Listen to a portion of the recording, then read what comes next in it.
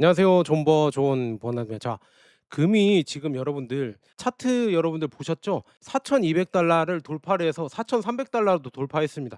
지금 4,000달러 초반 부근에서 3,900달러 빠졌다가 다시 올랐다가 이렇게 왔다 갔다 하면서 올라갔잖아요. 지금 이제는 상승 추세 전환이 보이거든요. 그리고 제가 이 금을 얘기해 드리면서 이 기축통화의 패권 주기나 뭐 이런 거 예전에 많이 공부해 시켜 드렸잖아요. 그리고 지금 보면은 2월 28일 날 이란 전쟁이 일어나면서 그때부터 금 가격이 조정에 들어갔었죠. 그니까 미국이나 트럼프나 급한 거예요. 지금 금이 올라가는 이유는 미국 달러가 무너지고 있다. 이거거든요. 요즘은 진짜 이게 거의 제가 봤을 때는 한 70%는 맞는 것 같거든요. 근데 그걸 막아야 되니까 부랴부랴 이란 전쟁을 했는데 지금 보면은 이란 전쟁을 하고도 성과가 잘 안 나고 있죠. 물론 어떤 한쪽 편향적인 방송에서는 뭐 이란이 뭐 나쁜 쪽이다 막 이렇게, 그리고 뭐 증권 전문가분들도 그중에서도 이란이 뭐 나쁜 것처럼 얘기하는데 그런 거 없습니다. 국제 관계에서는 그냥 서로 그냥 이득과 그냥 뭐라고 해야죠? 그러니까 선과 악이 없는 것 같아요. 제가 봤을 때는 그냥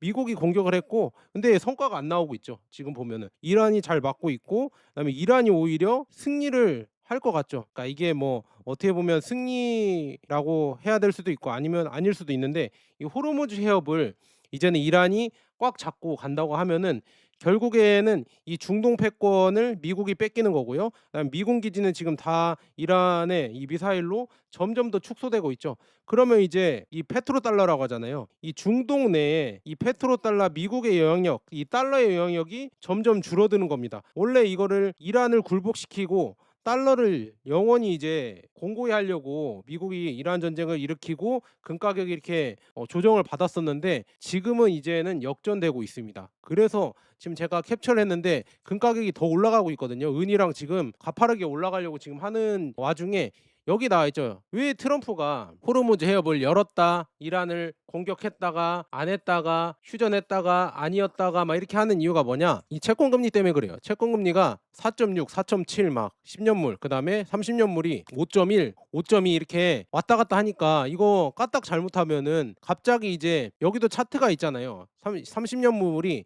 이제 5.2 넘어가서 거기서 이제 자리 잡으면 이게 골치 아프거든요. 그럼 이제는 여기에 라인이 생기면서 더 올라갈 수 있을 이런 가능성이 커집니다. 그렇게 되면은 미국 경제가 위험하니까 또 이제는 타코를 했다가 그렇게 하는 거거든요.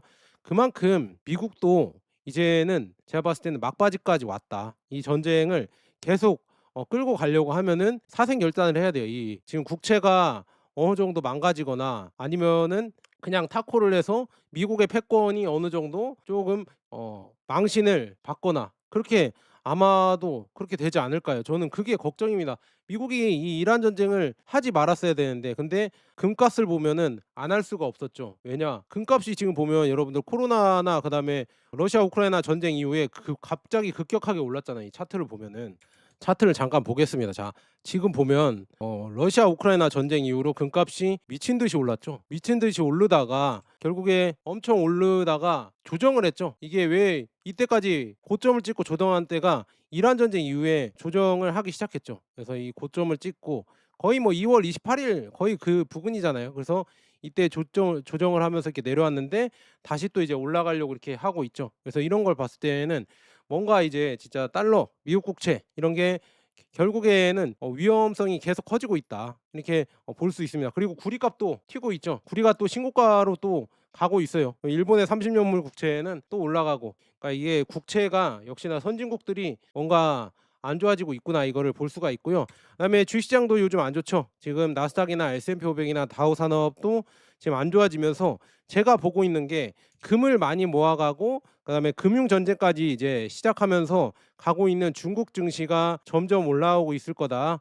하반기 갈수록 아마 더 주목받게 될 거다. 이거는 거의 뭐 존 버나드 말고는 얘기를 안 하더라고요. 거의 뭐 중국 증시는 하는 거 아니다. 걔네들 뭐 하는 거 못 봤냐? 뭐 주식 뭐 이렇게 올랐는데 다 뭐 알리바바 옛날 언제적 알리바바인지 모르겠지만 알리바바 이거를 얘기하면서 다 뺏는다. 여기에 투자하면 안 된다. 다들 그러죠. 증시 전문가들 보면은 중국장은 위험하다. 근데 지금 가고 있죠. 나중에 이제 가면은 어떤 소리를 하실까 저는 그것도 궁금합니다. 점점 이쪽으로 오고 있고 코스피도 좀 요즘 조금 시원치 않죠. 그래서 이렇게 봤을 때 점점 더 이 금으로 몰리고 있구나 이거를 볼 수 있고요. 오늘 그래서 4,200 달러 이 추세 얘기하려고 하거든요.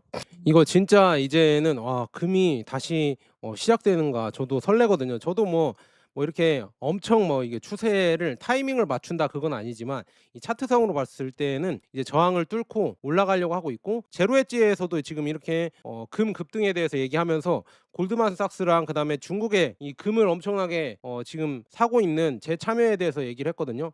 그래서 이제 이 8월 5일 캡처를 한 건데 지금 8월 5일 날 실제로 무슨 일이 벌어졌냐. 이때 지금 금이 상승하기 시작했거든요, 갑자기. 그래서 4,253 달러 이렇게 온스당 현물금이 이렇게 올라가면서 장중에도 이제 4,200 이제 4,300도 금 선물은 마감을 했죠. 그래서 7주치 최고치를 경신을 해서 가려고 하고 있다. 그래서 제로 엣지 관련 분석을 보니까요. 이 세 가지 기술적 신호가 있었다고 합니다. 그래서 4,100에서 4,200 달러 이 계층을 돌파를 했습니다. 수개월 동안 막혀 있었던 저항 구간을 뚫어냈고요. 그다음에 50일 이동 평균선을 회복을 했습니다. 이제 그래서 단기 하락 추세가 이제는 중립 또는 상승으로 전환될 가능성이 커지고 있고요. 그다음에 하루에 이제 4% 이상 급등을 했답니다. 그래서 쇼커버와 이제 시스템 매매 이제는 다시 또 금이 올라갈 수 있는 이런 환경이 커지고 있다 이렇게 볼 수가 있습니다. 이게 그래서 저도 좀 기대가 되고요. 그래서 이제 중요한 거는 4,300 달러 안착하냐 지금 안착하는 모습이죠. 안착하면 이제 강세장이 점점 되고 있고 그다음에 단기 매물 소화 후에 4,400 달러까지도 가냐 이것도 관건이죠. 예, 이걸 한번 보셔야 될 것 같고 그다음에 4,200 달러 이제 일봉이랑 주봉 마감하냐 이것도 진짜 궁금한 것 같고 이거는 근데 차트니까 이거는 단기로 보세요. 그냥 이거는 뭐 다 맞는 건 아니지만 우리는 이거만 보는 게 아니라 우리는 그냥 하루하루 시세를 보는 건 아니지만 이 큰 틀에서 이렇게 가고 있지만 단기 시세도 한 번씩 봐주면 재밌으니까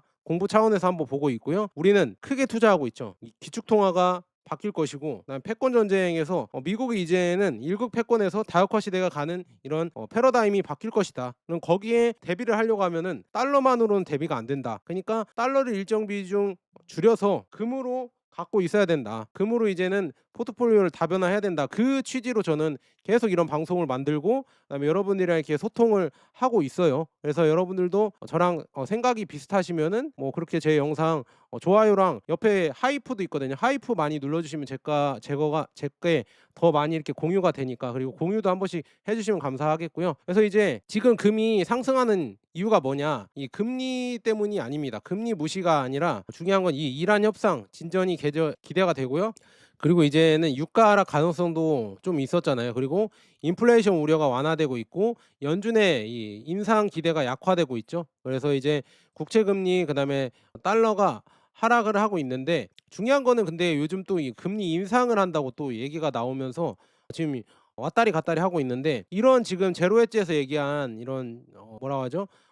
이런 환경도 있겠지만 중요한 거는 이 미 10년물 국채 금리, 30년물 국채 금리죠. 제가 봤을 때는 이 국채 금리가요 위험해요. 저는 국채가 아마도 이 금값 상승을 이끌 이 트리거라고 저는 보고 있고 달러도 이제는 서서히 약세로 계속 가겠죠. 약세로 가는데 엔화도 아마도 힘들 것이다. 달러랑 엔화가 같이 가면서 오히려 이제는 원화가 디커플링 돼서 원화는 또 강세로 가고 있더라고요. 그래서 이거는 '한국에 진짜 운이 좋구나.' 그거를 좀 느낄 수 있었고요. 예, 이 호르무즈 해협은 아마도 미국이 이거를 제대로 풀어내려고 하면은 결국에는 더 큰 전쟁을 벌이거나 협상을 통해서 할 수밖에 없겠지만 결국에 이 호르무즈 해협은 이란으로 넘어가 버렸다. 그러니까 이 전쟁은 아마도 미국의 전략적 실패이지 않을까 저는 그렇게 보고 있습니다. 그래서 지금 그런 상황으로 지금 여건이 돌아가는 것 같고요. 그다음에 이제 골드만삭스가 말하는 중국의 이 참여가 뭐냐? 제 참여가 첫 번째는 이 상하이 금 선물 시장. 그래서 5년 평균을 상회하면서 투기 해지 자금이 참여가 이제는 회복되고 있다고 합니다. 그리고 이 중국의 이 금 ETF가요. 상반기에 29톤 순 매입으로 지금 계속 들어오고 있고 근데 6월에는 좀 기록적인 유출이 있었지만 그래도 유입이 들어오고 있고 그다음에 실물금이랑 중앙은행들도 계속 모아가고 있다. 그래서 인민은행이 20개월 연속 금을 매입을 하고 있고 그다음에 금괴 금화가 이제 저가 매수가 계속 재개되고 있다. 이렇게 볼 수가 있습니다. 그래서 이렇게 지금 계속 커지고 있고 그래서 이제 영역별로 뜯어 보면은요. 중국의 인민은행이 6 월에 15 톤을 매입을 했다고 합니다. 그래서 23년 10월 이후 월간 최대 매입이라고 나와 있고요. 그래서 이게 매우 강한 이런 신호 같고요. 그다음에 중국의 금 ETF가요. 아까 지금 상반기에 29 톤이 유입됐다. 이게 혼조세고, 그다음에 상하이 금선물 지금 보면 일 평균 거래량이 305 톤이라고 합니다. 그래서 5년 평균인 265 톤을 상회하고 있고요. 그래서 참여가 회복되고 있고, 그다음에 실물 도매 수요도 6 월에 87 톤으로 반등했으나 장기 평균은 이하다. 뭐 아직은 약하고 장신구도 약한 지금 분위기고요. 이 투자 쪽으로 이렇게 지금 수요가 더 몰리고 있다, 이렇게 볼 수 있고요. 중국 인민은행이 이제는 매입을 하고 있죠. 공식 금 보유량은 3,446 톤인데요. 6 월에만 지금 보면 15 톤, 23년 10월 이후 최대치를 모아갔다고 하고요. 그래서 외환 보유 자산이 금 비중 이게 8%, 금이 8%를 차지한다고 하고 있고, 그다음에 골드만 추정 4월 매입은 한 24 톤이다.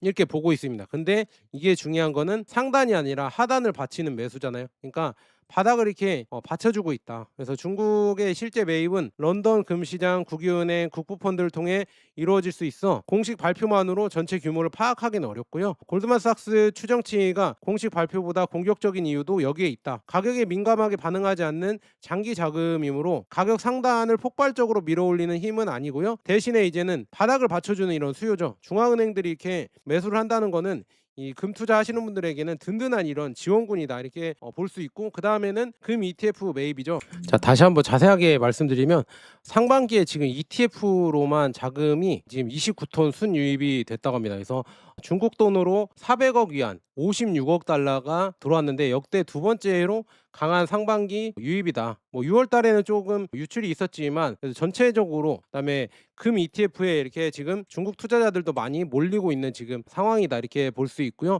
그다음에 상하이 선물 거래 시장이죠. 여기가 지금 일 평균 거래량이 이제는 305 톤으로 조금 회복을 했다고 합니다. 그래서 5년 평균보다는 좀 회복을 했고, 그다음에 25 년에 457 톤이었거든요. 근데 이것보다는 아직은 크게 이렇게 오르진 않았지만 그래도 서서히 이렇게 극복하고 있고, 그리고 상승동자에게 긍정적인 이유는 뭐냐? 중국의 이제 투기 해지 자금의 참여가 사라진 것은 아니지만 25년 말 과열 수준과 비교하면 아직 상당한 여유가 남아 있다. 그러니까 여기 더 들어오면은 올라갈 수 있는 가능성이 크다, 이거죠. 그래서 그렇게 이렇게 조금 좋게 보는 지금 상황이고요.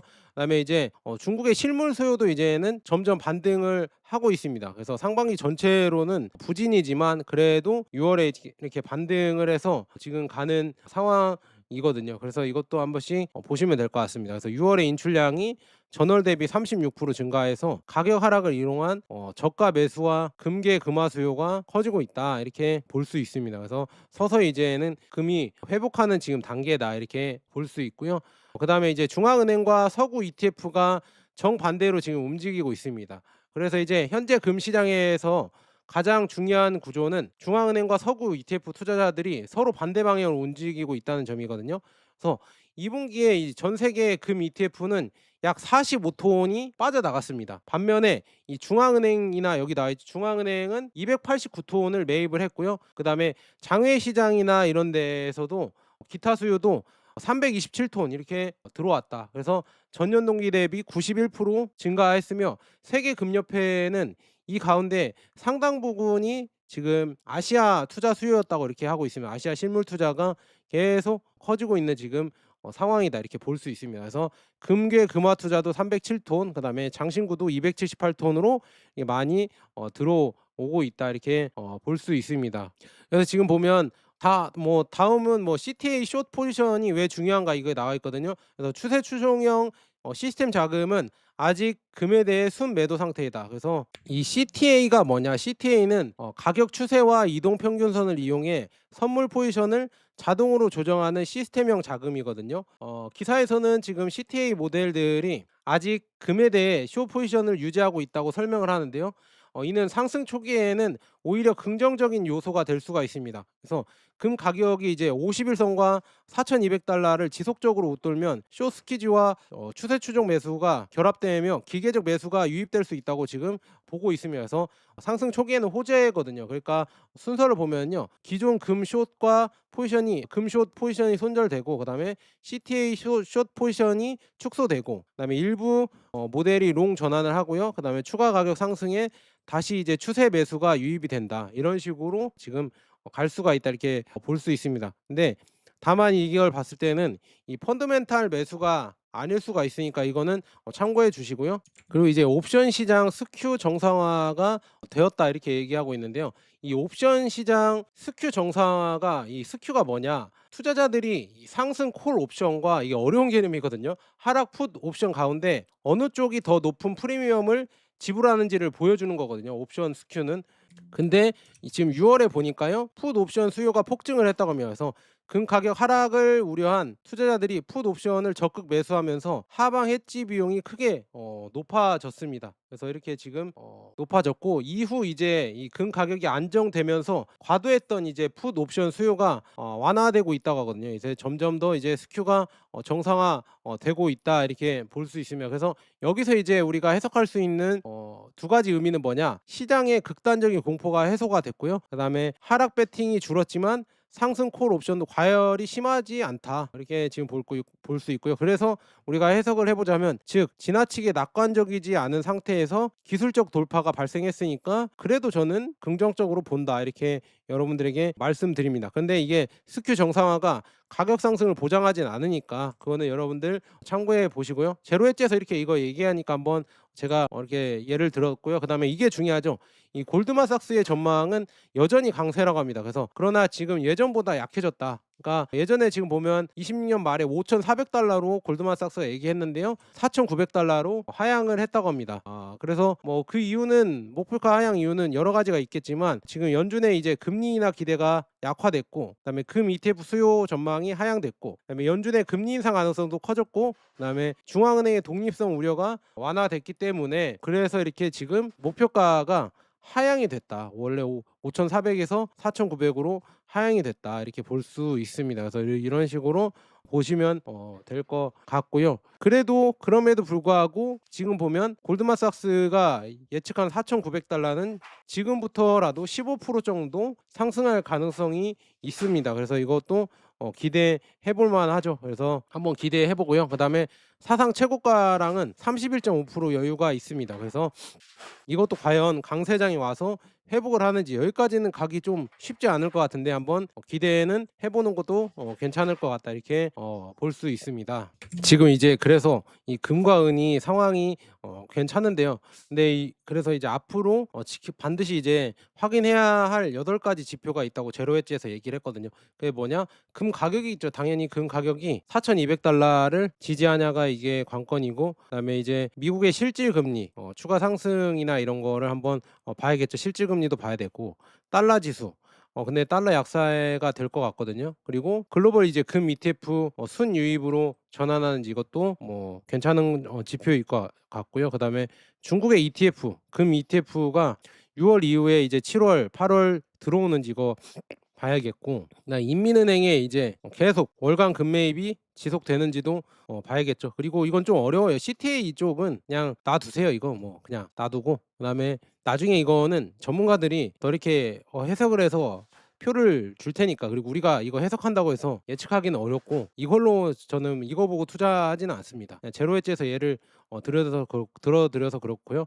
유가가 또 문제가 되겠죠. 인플레이션을 봐야 되니까 유가가 어떻게 움직이나도 어느 정도 주목할 만한 지금 지표 같다, 이렇게 말씀드립니다. 그래서 상승 시나리오는 뭐냐? 이 4,200달러를 지지하고 이 미국 금 ETF 자금까지 유입되면 중앙은행의 매수와 쇼커버가 겹치며 4,400에서 4,600달러까지 재시형 가능성이 커진다.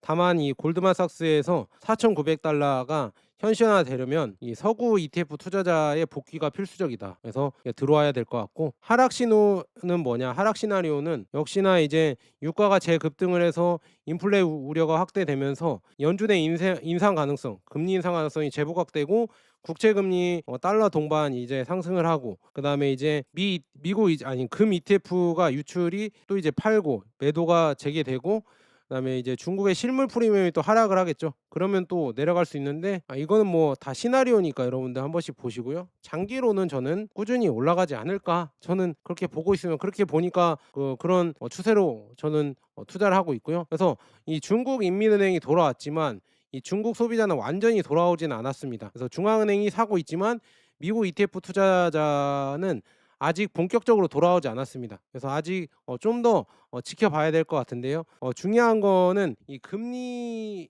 인하인지 인상인지는 아직 모르겠고, 근데 중앙은행이 계속 금을 모아가고 있고, 한국은행까지도 이제는 금을 이제 모아간다고 했거든요. 그러니까 점점 더 하방을 지지하는 지지층들은 많습니다. 여기서 이제 물러날 필요는 없으니까, 물러날 이유가 없으니까, 여기는 진짜 안전한 라인이니까 뭐 물론 많이 안 올라도 되는데, 요즘 지금 AI나 반도체 이런 주식들이 계속 흔들리고 있는데, 그 흔들리는 와중에 우리가 그냥 버티면서 그래도 투자할 만한 곳이 어디냐? 그게 금이지 않을까? 금이랑 은이지 않을까요? 은은 물론 변동성이 엄청 크니까 이거는 진짜 여러분들 좀 조심해서 하시고요. 금이 그래도 가장 이렇게 우리가 만질 만한 이런 안전자산이지 않을까. 저는 금이 진짜 물론 변동이 크고 그다음에 단기에는 손해를 볼 수 있겠지만, 그래도 안전자산을 꼽으라고 하면은 현금 제외하고 금이 그래도 가장 제가 생각하는 안전자산이라고 보고 있거든요. 그래서 여러분들도 그렇게 생각하시죠. 그리고 지금 차트상으로도 잘 가고 있고, 그다음에 주식이나 이런 거는 좀 시원치 않잖아요. 그런 거 잘 보시고, 지금 저도 주식도 투자하고 있는데 뭔가 조금 신통치 않아요. 주식이 요즘 고평가 논란도 있고, 그래서 많이 못 올라가는 지금 상황에서 금이 올라와 주니까 그나마 저는 좀 위안이 되거든요. 그래서 이제는 다시 또 금과 은의 시대가 올해 하반기에 오면서 내년까지도 지속될 것인가, 이것도 기대해 볼 만합니다. 자, 그래서 오늘 이렇게 좀 짧게 또 해드렸고요. 제가 또 해드릴 내용이 있는데요. 오늘 뭐 이따가 해드리든지 아니면 내일 또 이렇게 영상 올려드리도록 하겠습니다. 자, 그래서 이제 멤버십 가입해 주셔서 정말 감사하고요. 여러분들이 이렇게 멤버십 가입해 주셔서 저한테 든든한 이런 지원이 됩니다. 감사합니다. 그리고 여러분들 너무 더운데 진짜 더위 조심하시고, 요즘 진짜 37도 뭐 39도 뭐 이렇게, 대구는 39도라고 하던데 진짜 여러분들 밖에 웬만하면 돌아다니지 마시고요. 집에서 이렇게 좀 그늘에서 아니면 에어컨 바람 쐬면서 조금 쉬시면 좋을 것 같다, 이렇게 말씀드리고요. 그다음에 혹시 지금 쇼핑을 하고 싶다, 제가 쿠팡이나 아니면 CJ에서 쇼핑을 한다 하면은